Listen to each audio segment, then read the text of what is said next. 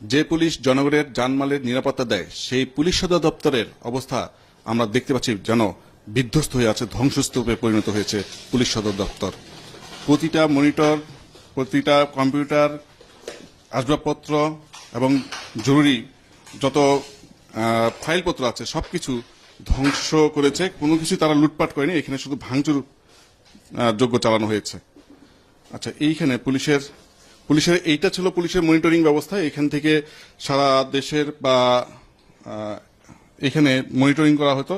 পুলিশের media cell, এটা পুলিশের মিডিয়া সেলে এইখান থেকে তারা বিভিন্ন মিডিয়া মনিটরিং করতেন, রেকর্ডিং করতেন এবং আরো তথ্য সংগ্রহ করতেন, তথ্য সংরক্ষণ রাখতেন।